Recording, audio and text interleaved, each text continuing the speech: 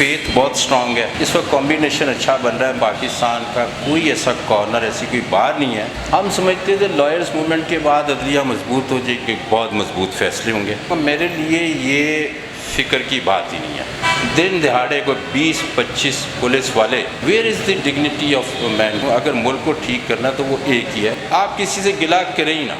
हम महसूस नहीं कर रहे, बेहिसी इतनी चली गई है।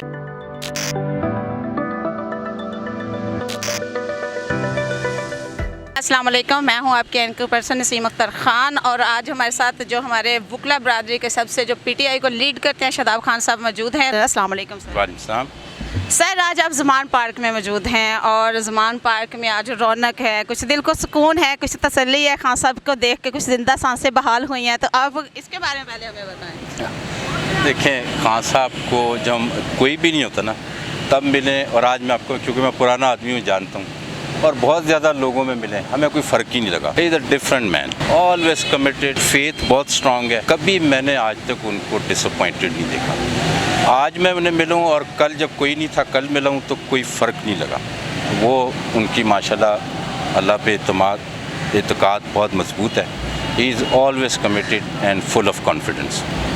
जैसे हमारी पहले जो 2007 और 6 में इफ्तिखार चौधरी के लिए हमारी वकला बरादरी ने तहरीक चलाई थी और जो हमारा डिक्टेटर था उसको हमने किक आउट किया था, हमारी वकीलों ने उसको जो है ना एक स्ट्रॉन्ग तहरीक को लेकर लीड किया था, तो क्या समझते हैं खान साहब की तहरीक इतनी ही सक्सेसफुल होगी?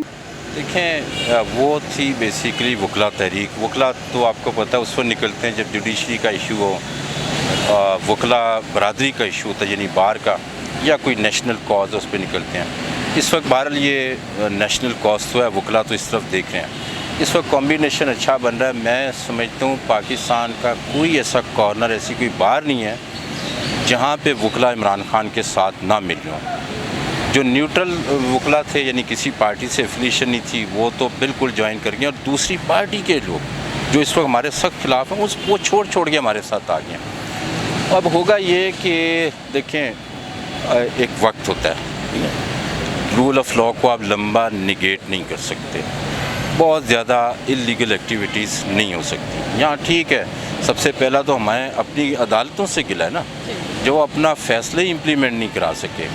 और जब हम कहते हैं कि we are custodian of the constitution, तो वो बिल्कुल गलत साबित हुआ, क्योंकि ना तो कॉन्स्टिट्यूशन सिक्योर हो सका और ना ही जो अदालत का खुद का फैसला था वो नहीं हो सका। तो इससे फ़ायदा जो है फिर ज़ाहिर है कि वो कुव्वतें उठा जाती हैं जो कि डेमोक्रेसी के फेवर में नहीं होती। लेकिन इसका हमेशा से एक छोटा सा लिमिटेड फेज़ होता है, महीने 2 महीने, लेकिन end of the day democracy या will of the people has to prevail. जैसे हमारे बंदियाल साहब कहते हैं कि जो सियासी पार्टियां बैठ के मुक मका करें, तो मुक मका के मद्देनज़र रखते हुए कल एक फ़ैसला आया है, 3 बार रहने वाला पाकिस्तान का वज़ीर आज़म बिल्कुल फ्री हैंड दे के उसको बरी कर दिया गया है। क्या हमारी अदालतें जो हैं हमारे साथ सिंसियर हैं और हमारे फैसले सही आ रहे हैं? मैं तो बड़ा क्लियरली कहूँगा, आप जाएँ जब से पाकिस्तान बना और उस वक्त से लेकर के आप 2001 तक 2002 और 3 तक के फ़ैसले देख लें, हमारी अदालतों ने हमेशा आइन को जब रोंदा गया हमने उसको रेटिफाई किया, हमने उसे कंफर्म किया। पाकिस्तान जो आज जिस लेवल पे खड़ा है ना, ये हमारी अदलिया के बदतरीन फ़ैसलों से खड़ा है जो हम माजी में करते रहे हैं। लेकिन उससे ज़्यादा मुझे अफसोस ये है, हम समझते थे लॉयर्स मूवमेंट के बाद अदलिया मजबूत हो जाएगी, ज़्यादा स्ट्रॉन्ग डिसीजन आएंगे, और हमने बड़ी सपोर्ट की वकला ने, और अभी भी लेटेस्ट टाइम पे भी बहुत की। वकला सैकड़ों और हज़ारों की तादाद में सुप्रीम कोर्ट की सपोर्ट में रहे। ये मैं 2 महीने पहले की बात बता रहा हूँ आपको, ज़्यादा से ज़्यादा। लेकिन फिर वही बात है, कोई मजबूत फ़ैसला नहीं, एक डिसीजन लेना सुप्रीम कोर्ट ने, दैट्स ऑल। और वो ये फ़ैसला है कि भाई इलेक्शन की बात है ना, वो आइन कहता है, वो आम किताब में नहीं लिखा, आइन में लिखा है, फिर आपने फ़ैसला कर दिया, आपने उसको इम्प्लीमेंट ही नहीं किया, तो फिर मैं क्या कह सकता हूँ कि जी अदालतें स्ट्रॉन्ग है? बिल्कुल नहीं है। अदालतें स्ट्रॉन्ग उससे नहीं होती जो बज़ाहिर एक बिल्डिंग है और उसके अंदर जो मराद दी जाती हैं। अदालतें मजबूत होती हैं अपने फ़ैसलों से और उनकी इम्प्लीमेंटेशन से, और ये इनको शायद आज नहीं, आने वाले कल में ये लिखा जाएगा, किताबें लिखी जाएंगी कि कितना जुल्म हुआ है जब सुप्रीम कोर्ट ने, एक बेंच ने अपना फ़ैसला किया आइन के मुताबिक और उसके ऊपर अमल दरामद नहीं करा सके। ये जुल्म है। हमारे लतीफ़ खोसा साहब और एतजाज़ एहसन साहब, अली अहमद कुर्द साहब जब जिस भी मूवमेंट में आए हैं, जैसे कि मुशर्रफ दौर में एक मूवमेंट इफ्तिखार चौधरी की थी, उसमें मैं भी, जब अतर मिनल्ला साहब एडवोकेट थे तो मैं भी उस मूवमेंट का हिस्सा थी। चूँकि मैं इतनी फेम में नहीं थी, लेकिन मैं उसकी मूवमेंट का हिस्सा हूँ और इस्लामाबाद की सड़कों में मैंने भी 2-4 डंडे खाए हुए हैं। तो वो मूवमेंट जब जो है सक्सेसफुल हुई तो उसके बाद कुर्द साहब जो है उसको लेफ़्ट कर गए। अब फिर कुर्द साहब को मैंने बहुत सारे बार्स में, बहुत सारी प्रेस कॉन्फ्रेंस में देखा है। उनका जज्बा देख के लगता है कि ऐसे इंसान अगर हमारे माशरे में हो तो हमारे लॉयर फॉर्म जो है वो मजबूत हो सके। क्या समझते हैं कि जो ईसा साहब हैं, फ़ाइज़ ईसा साहब, वो चीफ जस्टिस बनकर वो न्यूट्रल रह सकेंगे? मैं पहले ही आपको बताता हूँ, अगर बहुत अरसे बाद मैं अपनी ज़ाती तौर पे राय दे रहा हूँ, लॉयर्स की या बार एसोसिएशन या पॉलिटिकल उसके ऊपर नहीं, जस्टिस फ़ाइज़ ईसा आए ना, खैर आ रहे हैं इंशाल्लाह, तो he will be the strongest chief justice of Pakistan.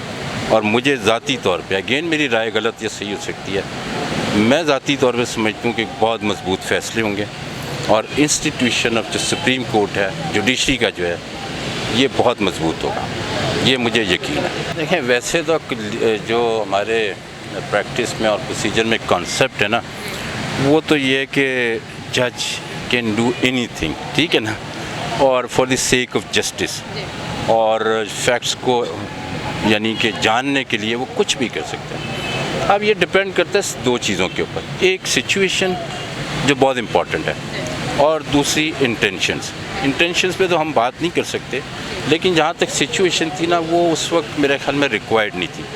मुनासिब ये था एब्सटेन कर दिया जाता, क्योंकि जो पार्लियामेंट बैठी है वो उसकी क्रेडिबिलिटी बहुत ख़राब है। जो मैं इसलिए सिचुएशन की बात, बहुत लूज क्रेडिबिलिटी की पार्लियामेंट थी, इसलिए मैं कहता हूँ कि उनका जो मकाम है ना, उस हवाले से उनको अवॉइड करना चाहिए। लेडीज़ खातून थी, उसको उठाए जाना और उसको वो जो है ना बहुत ज़्यादा टॉर्चर देना और फिर पार्टी लेफ्ट करने से सबका हाजी हो जाना, क्या ये दुरुस्त है? हमारा कोई आइन ऐसा कोई इजाज़त देता है? मैं बताऊँगा, मेरे लिए ये फ़िक्र की बात ही नहीं है। यानी या मैं ये कहूँगा, जो फ़िक्र की बात है वो आप वो देखें, एक खातून इस लाहौर जैसे शहर में, जो पाकिस्तान का सबसे अहम तरीन शहर है, दिन दहाड़े को 20-25 पुलिस वाले उस खातून के बाल खींच के उसको घसीट के ले जाते हैं। एक नहीं 2-3 ऐसे वाक़यात देखे, और अफसोस ये है कि हमारी अदलिया ने उसका नोटिस नहीं लिया। ख़ास तौर पे यहाँ पे chief justice Lahore high court जो हैं, उनको इस बात का नोटिस लेना चाहिए। एक दफ़ा IG सबको बुलाते कि ये वाक़े को थोड़ा एक्सप्लेन कर दें, ये कैसे हुआ, क्या ख़वातीन की हुर्मत और उनकी डिग्निटी नहीं है, क्या उनको सिक्योरिटी प्रोवाइड करना नहीं है, क्या constitution of Pakistan dignity of man की बात नहीं करता? बाज़ाब्ता एक आर्टिकल है, where is the dignity of man चली, तो फिर का आइन किधर चला गया? जो हुआ है उसके ऊपर, मतलब जो कुछ हो रहा है उसको एक साइड पे रख लेते हैं। जो होना चाहिए था ना, वो ना होना बड़ा ख़तरनाक है, और वो ये कि इतने बड़े वाक़यात के ऊपर अगर हमारी अदलिया नोटिस नहीं लेती, एक्शन में नहीं आती, तो इससे तबाहकुन क्या सूरत हाल होगी। वो हज़रत अली का कॉल है ना कि कुफर का निज़ाम चल सकता लेकिन नाइंसाफ़ी का नहीं चल सकता। तो it is just like that कि वो नज़र आ रहा है कि ख़वातीन छोड़े। मैं अब आपको एक बताऊँ, एक जर्नलिस्ट हैं, दोस्त हैं हमारे, ये उनके बच्चे, एक 5 साल की बच्ची और 7 साल का शायद बेटा, ये जो इनको इन वाक़यात में पकड़ा है, किधर है, ये किसने रिलीफ देना है? देखिए, साफ़ी या वकील, हम तो प्लीड कर देंगे, आप बता देंगे, हम प्लीड कर देंगे, फ़ैसला तो कहीं किसी और ने करना ना।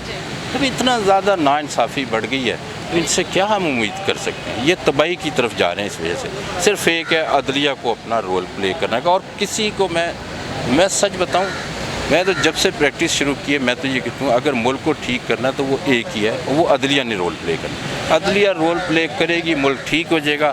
आप किसी से गिला करें ही ना, ठीक है ना, किसी से गिला ना करें।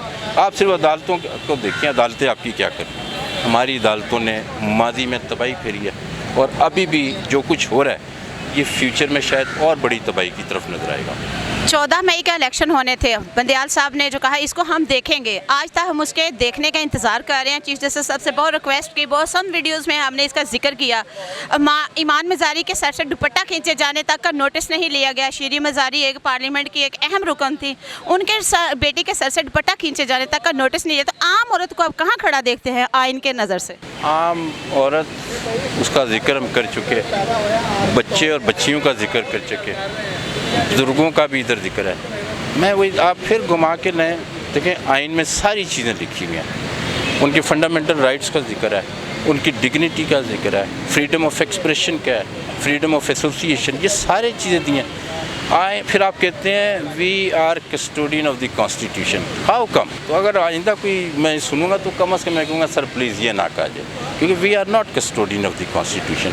तो यानी हम महसूस नहीं कर रहे, बेहिसी इतनी चली गई है कि हमारी ये अब नहीं सोचना तो कब सोचना है कि हाँ डेफिनेटली यस, अदलिया जो है वो कस्टोडियन ऑफ द कॉन्स्टिट्यूशन होती है। एक छोटी छोटी उसकी जो मेन प्रोविजन है उसको ही आप सेफ गार्ड नहीं कर रहे, तो how can we claim to be custodian of the constitution? No way. और ये मैं फिर अगेन रिपीट करता हूँ, इन चीज़ों को एड्रेस ना किया अदलिया ने, अभी हम इंडिया हमसे कई गुना आगे चला गया, बांग्लादेश बहुत पीछे था, बहुत आगे चला गया। आगे की प्रेडिक्शन है अफ़गानिस्तान देखें कुछ अरसे में हमसे कितना आगे चले जाएगा, क्योंकि मैं उनकी देख रहा हूँ, उनके इदारों के जो सरबराह उनकी सादगी देख रहा हूँ, उनकी कमिटमेंट देख रहा हूँ, और इंसाफ के ऊपर वो हमसे बहुत बेहतर है, वो बहुत बेहतर है, हमसे बहुत आगे जाएंगे।